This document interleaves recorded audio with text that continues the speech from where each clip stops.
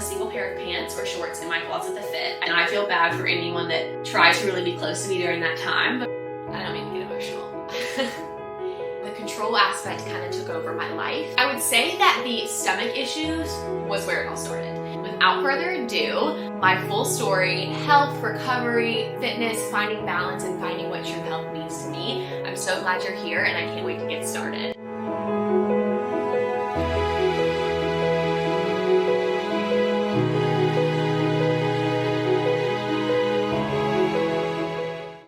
Hello, welcome back to my YouTube channel, Daily Dose of Rose. Of course, as soon as I sit down to film, the maintenance people are leaf blowing right below my apartment.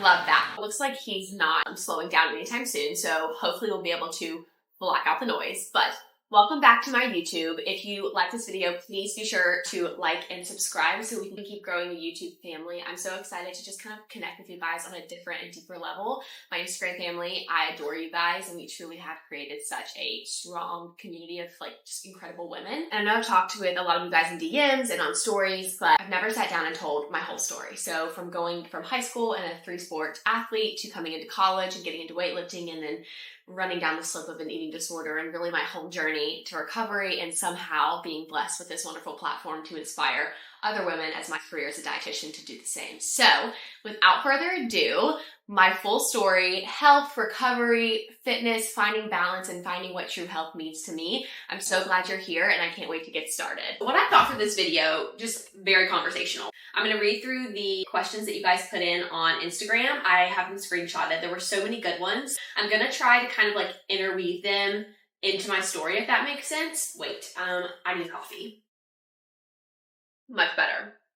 Okay, so the first question that I think is a great place to start is, please tell us your full story for us newbies, by Megan Pike. Love you, Megan. Thank you. But where to begin? High school, I was a 3-sport athlete. I played volleyball, basketball, and soccer. I played travel soccer as well, and I was actually going to play in college, but decided by the end of my senior year of high school that I was just kind of burnt out and didn't want to play anymore. I went to Virginia Tech. Freshman year, and I think it's worth noting that I never had body image issues or even thought about diet culture in high school. That was never something that I would think about. And I'm very grateful. I think my mom was the opposite of an almond mom, maybe a dairy mom. Very traditional, baked potatoes, steak, green beans, spaghetti, mashed potatoes, that kind of thing. So food was never a heavy interest or concern for me. Even freshman year of college, I never thought twice about it. I remember a few of my friends, I would hear kind of diet culture comments oh my God, I only had a rice cake and peanut butter today.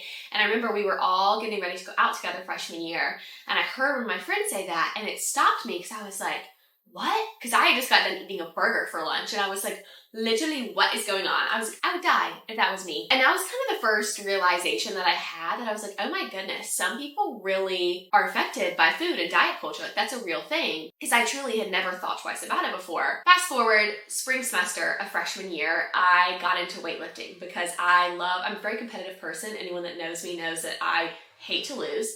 Absolutely kind of loved the new go get of something new to achieve, right? So I got in the gym. I had no idea what I was doing. I was in the college weight room. It's called McComas Gym, my Virginia Tech girlies, I was just kind of figuring it out, got into that. And then probably the summer after my freshman year, so before sophomore year, I started to have really bad digestive issues. I don't know if that was because I started to change my diet. I got a little more health focused. It was very innocent. It was very healthy at first. I never wanted to restrict or anything. I was just exploring a new avenue of eating because I was so used to the traditional Southern comfort food. Nothing wrong with that. It's just I got kind of passionate about fueling my body with different things. Got into the smoothie bowls. I got into, different types of grains and quinoa and salads and all that good stuff, right? Protein. I would say that the stomach issues was where it all started. It was severe bloating, pain. I was what's going on? I've never really had this before. I don't understand.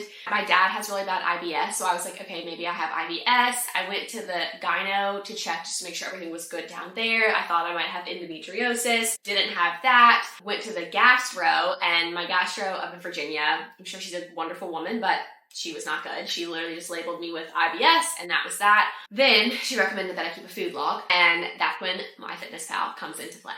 If you know me, you know I hate my fitness pal with a passion. I literally, I see someone using it or saying, oh my God, you need to track everything you eat. No, don't do it. Do not put yourself in that mental turmoil. Anyways, so my fitness pal came into play the summer before my sophomore year of college. And then that's where the obsession came into play. I'm a very OCD type A person. And it's like when I do something, I do it, right? Whether that be in sports, school, I like to be the best at what I do, if that makes sense. So I think that sense of control shifted into the food. And if you struggle with food and exercise issues, you know that it's so seldom about to do with food, and it's so much to do with the control over the food or the control that we want in our life. And I'm working with a few of my clients on that right now too.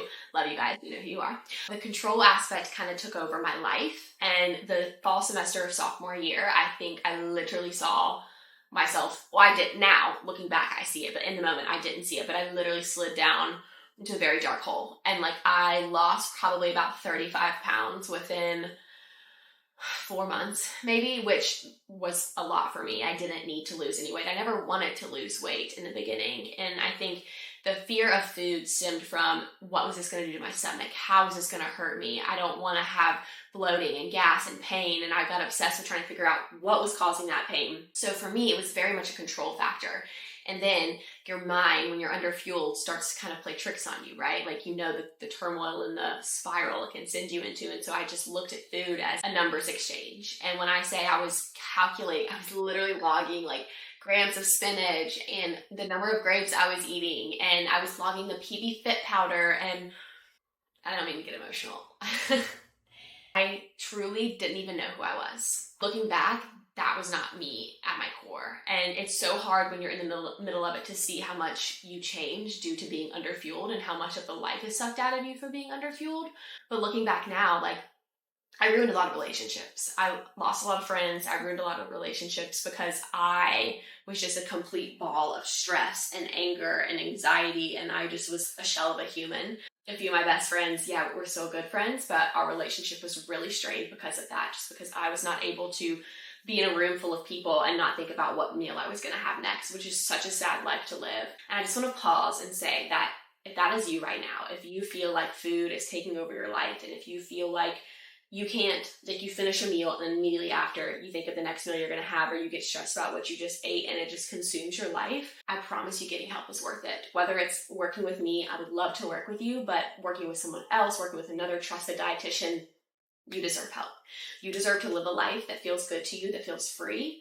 And I swear to you, there is no better feeling than waking up and being excited about other things other than your breakfast in the morning. And it's just, I'm such an emotional person. My heart goes out to you. I know how it feels. I was you. I am one of you. And I just adore you. And I adore this community. And I'm so excited to see where it goes. And just instilling food freedom and balance. And how do we incorporate that into food freedom and fitness goals. And just, I get really passionate. Anyways, back to the story. Okay.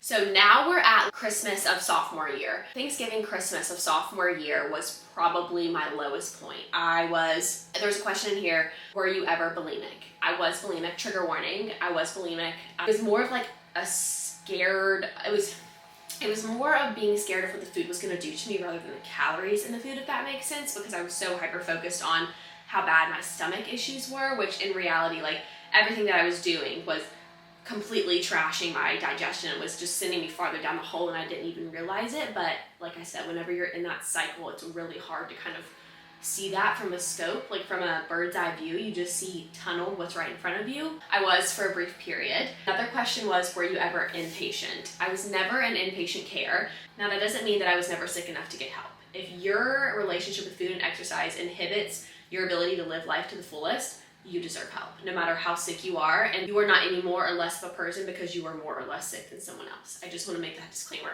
very clear. Another question was, did you talk to or see a dietitian in your journey in becoming a dietitian and intuitive eating principles?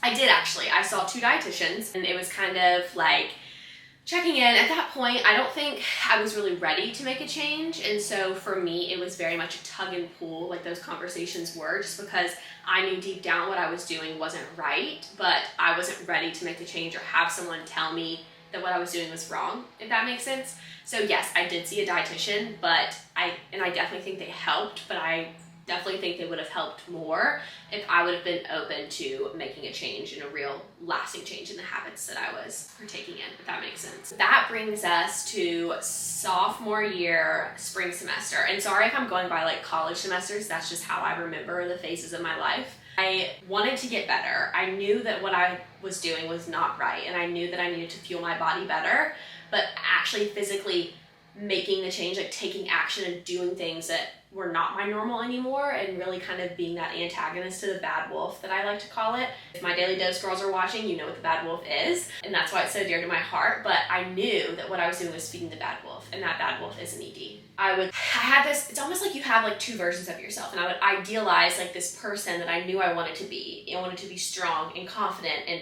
be able to laugh spontaneously and go for ice cream and not think about food 24/7. But then there was this version of me that was pulling me back down to what I knew wasn't right, but I couldn't break the habit of. And so it was probably for a year, it was kind of like that tug and pull of like which side of the spectrum I was kind of leaning on. I do really well for a little bit and try to like challenge the foods I was eating, challenge the amounts that I was eating. That's kind of something with the food fear. It was never the fear of gaining weight. It was always the fear of what it was going to do to my stomach. That was kind of like a big thing I had to get over, and it took a long time to do so. Probably for about a year, I was in that like gray zone. COVID happened. We all know we love COVID. Everything shut down. Gym shut down. I would do like the Sarah's Day workouts. I would run. And I still really didn't have a healthy relationship with food in my body at all. Stuck in the eat very little, exercise a lot, kind of obsessive. My whole day revolved around food and what I was gonna eat and how I could manipulate it and how I could burn it off. I know if you know, it's a very hard cycle to be in. Okay, Frankie, I love you so much, Frankie. She said, did you have like a point where you genuinely felt like you could never find a way out?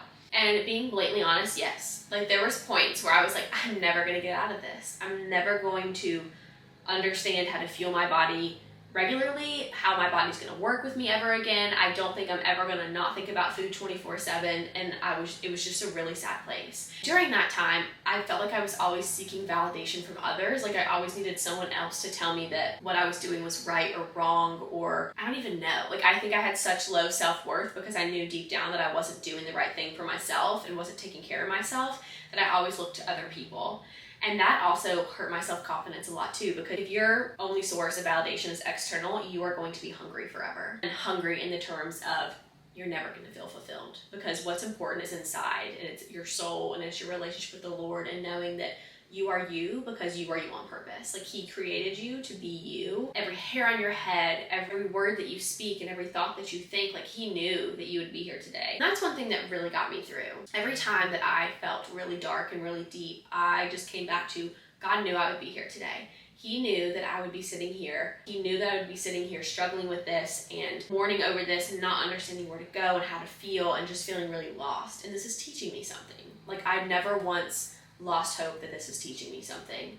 Lo and behold, I have never been so thankful to struggle so much, because here I am, and I feel so blessed every day to be able to get up and connect with you all and just inspire you all to heal your relationship with food and exercise and find confidence and find strength. If you would have told me a year ago that I would be here today, I would have simply have laughed at you. And so the fact that this is reality and I get the opportunity to do this is a dream. Like this is my dream job, to sit here and use my experience. And think about it. If I would have never gone through that, I would never have this platform to speak on it about, you know? And so I'm just so thankful for that, because with an ED, if you've never been through one, or if you've never struggled with disordered eating in general, it's so hard to connect with someone who has.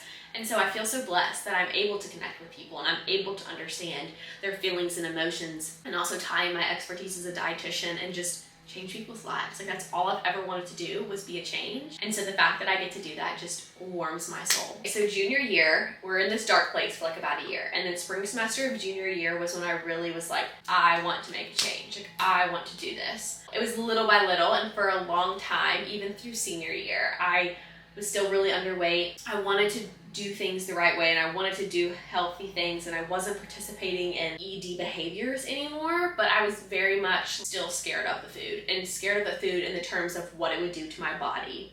And by that time I'd gotten used to my body in this really underweight form. Although I'd want to be stronger. Like I would look at old pictures of myself and even other women on the internet who looked really strong. I was like, I want that again. I was like, I want to feel strong. I don't want people to ask me if I'm okay, or tension with my relationship with my mom to be strained because she's just coming out of a place of love. I wanted to feel strong. That bad wolf voice would always come into play subconsciously. Eat as little as possible. Protein only, and only a couple bites of potatoes and that kind of thing. And so it was still very much a tug and pull. I would say, I take that back, not a year. I would say probably 2 years. I was in this like gray area of wanting to change, being scared to take a full leap. By the time I graduated, I was still underweight, but I was truly committed to making that change. I was committed to being better. And I mean better by doing things I tell myself I'm gonna do, and committing to being uncomfortable. Question in here, it said How to Just Start by Katie Beckwith.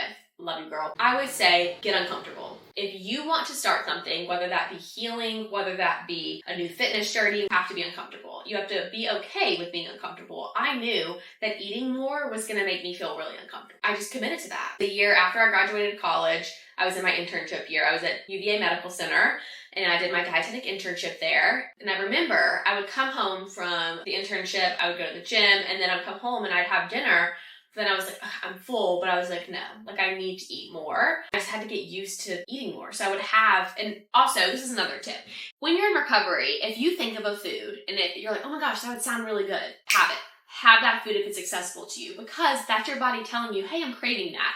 And in order to help your body work with you again and start to send you these natural cues again, you have to tell it that it's safe. You have to prove it to your body that you are going to give it what it's asking for. That makes sense, right? For it to function properly, it has to be like, oh, she's going to give me what I want. She's going to listen to the hunger cues I send her so I can spend the energy to give her those hunger cues. Does that make sense? Basically what I was doing is I was consciously eating more, making an effort to eat more, adding another scoop of potatoes, adding a whole avocado instead of a half of an avocado. I was having a smoothie bowl every night or some sort of dessert type thing that I would love to make that tasted good to me. And while it didn't feel very comfortable, I knew that I was underweight and I needed to gain weight. I did that for a while and it took a few months to see progress. And think about it. If you're underfueling for a good bit like I was, your body's got to catch up and it's got to take that energy and use it to ramp up processes that have been turned off for so long. Some of the changes that I saw whenever I was giving my body adequate nutrition was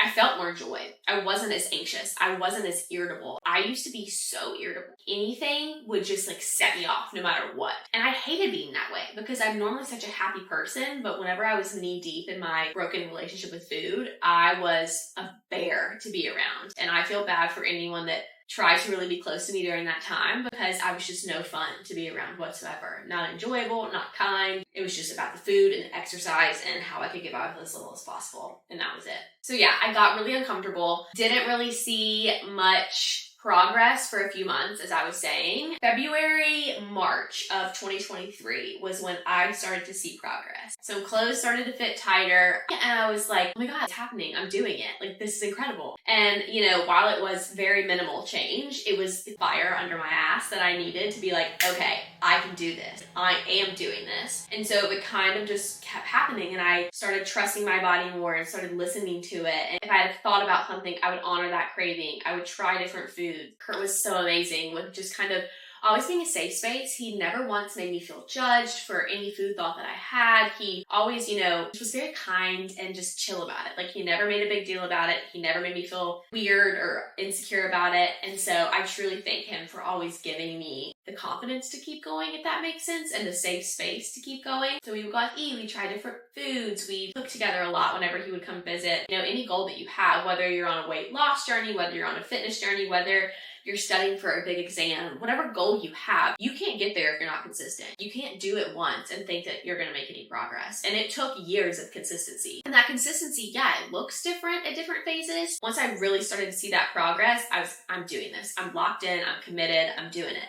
Little by little, May came and I truly couldn't fit into my work pants anymore. And I was like, hell yeah, I can't fit into my work pants anymore. You know, I think I gained weight probably, I don't know. The only reason why I know what I weigh now is because I had to go to the doctor and they told me, but I think I probably gained weight for a solid like 8 months. Pretty even now. And even if I were to gain, lose, recomp, whatever, I'm not super concerned with body changes right now. I'm more concerned with solidifying the food freedom that I found. I just let my body do its thing. Your body has a natural set point that it's happiest at. And you know you're there when you don't think about food 24/7, when food doesn't cause you a lot of anxiety all the time, whenever you trust your body to listen to your hunger cues and honor what it's telling you, when you trust your body that it's there to take care of you. Like guys, your body literally just wants to see you thrive. Diet culture has made us think that we need to hack our body, and we don't.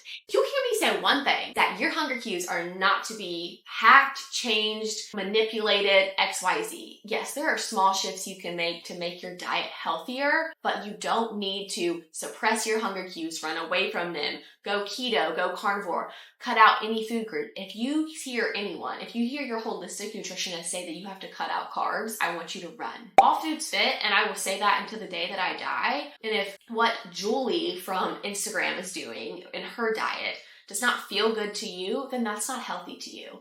And that's totally fine. Like, it doesn't have to be a one size fits all, and it's not. What's healthy to you is what feels best to you, what feels most aligned with you and your goals, and what feels easiest for you to do, like most natural, if that makes sense. That's kind of where I am now. I very much am so passionate about intuitive eating, and I just love that I get to wake up every day and talk about it with girls that are trying to do the same. It's been a journey. It's the hardest thing I've ever done. There were points where I truly think I was not going to ever make it out. I was like, am I going to live with this for the rest of my life? I think it's worth mentioning that whenever I started this account, I started it back in COVID. Like when COVID hit, that's when I started. So it was in the depths of my broken relationship with food and exercise.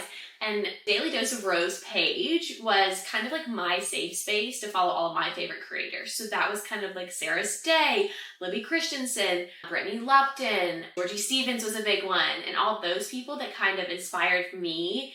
And I just kind of loved seeing what they did, and it was my little safe space. And I remember I would always say, it would be so cool if one day, like, I could do that, and, you know, oh, I'm gonna be an influencer, whatever. And it was just always a joke. And so now it's just so crazy to me that God has a plan for you. God knew this was gonna happen to me. He knew that I was gonna use my struggles to inspire someone else. And it just baffles me that life works out the way it does. I first started posting on this account like consistently, I think it was September of 2022. So a little over a year ago, and then it caught traction December of 2022, January of 2023. So about a year I've been really actually doing this. So I'm still kind of a baby at it. I don't really know everything I'm doing. Sometimes I feel like I have no idea what I'm doing, but I'm here and I'm thankful that you're here, and I will continue to show up for you guys in the most authentic way possible. And I just truly, I'm not even an influencer. Like, I truly feel like we're just a family. Like, we're just a big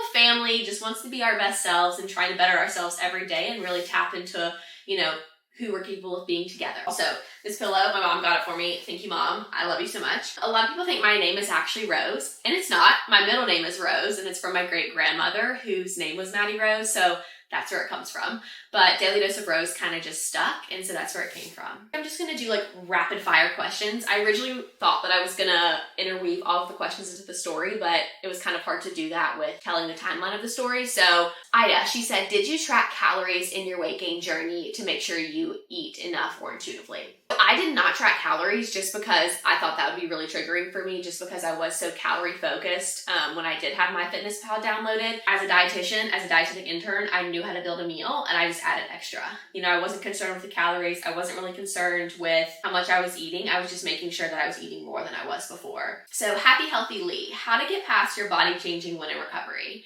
This is a big one. That's hard because for me, I never liked my body in the smaller form, like in the form of severely underweight, not nourished. Like, I never wanted to be that small. It was like the control and the habits that were keeping me there. And so when I started seeing that growth, I was really excited. Now, not to say there was not a single pair of pants or shorts in my closet that fit. I had to get rid of everything. And feeling different creases and rolls when you're not used to for so long, that's hard. And that's hard for anybody. And it's okay for it to be hard. But I think it's just worth reminding that Our bodies are meant to crease and fold, and you're not meant to be tense and skin and bone. I think just accepting that our bodies are incredible beings, you know, the amount of complex processes that they go through, just for me to be able to sit here and speak to you right now is crazy. And so I think it might be helpful if you maybe make a list of all the things, I did this, of all the things that your body does for you that has nothing to do with the way you look. It helped me put it in perspective. And also kind of comparing what I was able to do recovered versus whenever I was in a really broken place of I can feel joy. I can go on spontaneous adventures. I can go get ice cream on a random Tuesday if I wanted to. I can go get sushi with my friends and go sit on the beach. I can go try the new restaurant or taste foods as I'm meal prepping without freaking out. So those types of things makes any change in my body completely worth it. How do you maintain positivity through weight gain, body changes? Kind of like before. Our bodies are incredible vessels. They only want to see us win. They only want to see us do best. And your body is not meant to be in a place that can only be achieved through restriction and dieting. If you need to play that clip over 1,000,000 times, please do. Do you still have bad body image days? Girl, of course I do. Of course I still have bad body image days. We all do. And that's what makes us human. And it's okay to not absolutely love your body or love every angle every single day. But it's a matter of, do you let those thoughts stick?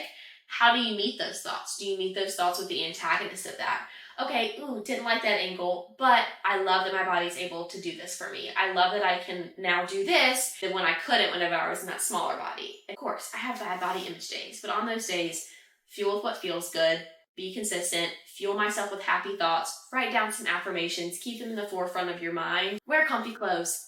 End all be all, wear comfy clothes. If you are wearing something that A, no longer fits you and you're trying to squeeze into it, or B, just doesn't feel good, you're gonna be hyper-focused on the areas that it's not feeling good on. So wear comfy clothes. Make sure that you feel good in what you're wearing. How to stop bloating. Okay, so this one's interesting because our gut microbiomes are so different and they're so diverse that you can't really say, oh, this is gonna stop the bloating.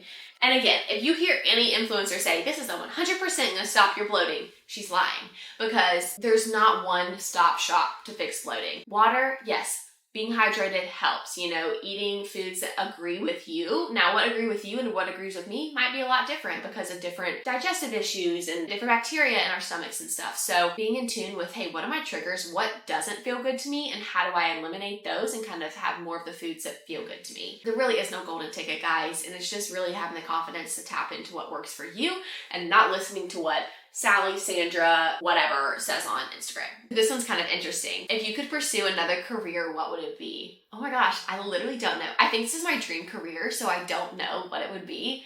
I think maybe I feel like I'd be the CEO of something. Boss lady, like in a red pencil skirt, red jacket, at the table in front of everyone, giving a TED Talk, giving a speech, doing something monumental, but I don't really know. This is my dream job, so like I actually don't know. Ooh, this is a good one, and I think it might be very true for a lot of you guys. How to heal from my ED when my family has disordered habits but not underweight. I think this is really hard because a lot of us grew up with maybe an almond mom or an almond dad.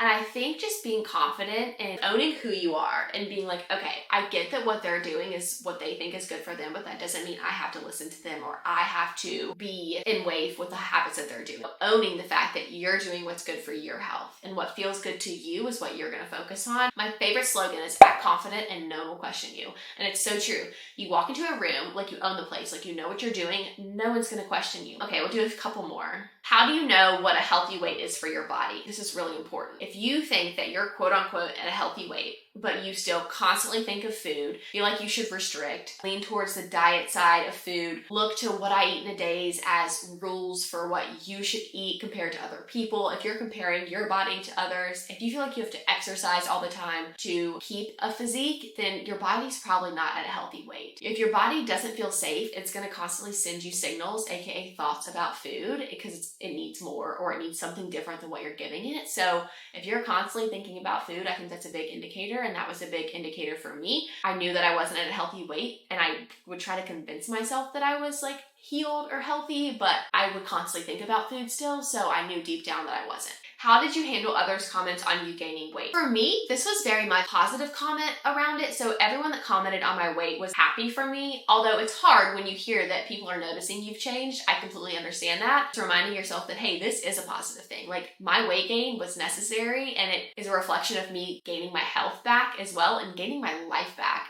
So I think just being like, yeah, heck yeah, I'm gaining weight. Like, I'm doing it. Like, I feel great. I feel more like myself. Yeah, I did. Thank you for noticing. Ooh, I like this one. So it says, did you compare what you were eating to others? And if so, does that get easier? Yes, I used to look at what I eat in a day's like they were no one's business, and I thought that I had to eat every single acai bowl, avocado toast, egg white omelet, everyone in the health and wellness industry did in order to be healthy. But in reality, a lot of those foods made me feel like shit. Like, just because my digestion was so messed up, it just didn't agree with me. And I was like, why is this not healthy? Like, why is this not working for me? I just need to try harder, whatever. And it was just a constant cycle. To answer the second part of that question, does it get easier? When you're fueling your body adequately, when you feel aligned with what you're putting in your body, what someone else is putting in their body doesn't matter at all. And what someone else is putting in their body should not matter or should not determine what you put in your body. Because I said it once and I'll say it a million more times. If it doesn't feel good to you, then it's not healthy. And it doesn't matter if Sarah or Sally or Sue is putting XYZ into their body and it says it feels great to them. Good. I hope that it feels great to them. But if that doesn't feel good to you, you deserve the freedom to find something else that does. Okay, we'll end on this one. What is your favorite thing about being in the fitness wellness community? I just love connecting with you guys. I love being able to get up every morning and hear from you all, connect with you all on stories and DMs, and just inspire you guys. And to hear, like, some of the messages you guys have sent me truly have melted my heart. And I never thought that I would have this capacity to be an inspiration to so many on such a level that I am. And I'm just so thankful. I adore working every day. And I truly hope that this, not only YouTube, but my Instagram, is a safe space for you guys, and a safe space of food freedom and, you know, motivation and inspiration, inspiring you to become your best self. I hope that my journey can be an inspiration to you that recovery is possible. Finding food freedom and still loving fitness is possible. And, you know, owning who you are and stepping into that is so possible, no matter how deep or how far gone you think you are. Because as I said, there were times where I thought I was never going to get out of it. And I didn't even know how it got there in the first place. Looking back on it now, I wouldn't trade it for the world. And I just want as many of you all to know that there is hope for you. There is light at the end of the tunnel, and there is not a single day that goes by that you don't have the opportunity to take a step in the right direction. And you know deep down if what you're doing right now is benefiting your future self or if it's feeding that bad wolf. So I love you guys. Thank you so much for watching. I hope that you enjoyed this. If you did, please like, please comment, please subscribe, let me know. I think that wraps everything up. Thank you for being here. Thank you for being along for the journey. And I know you guys, some of you guys have been here for literally probably a year now. So thank you from the bottom of my heart for just making this community what it is. I adore you guys, and I adore waking up every day just to connect with and continue to grow with you all. So if you like this video, please like, please comment, please subscribe, let me know. Can't wait to continue to just dive in with you all in the future.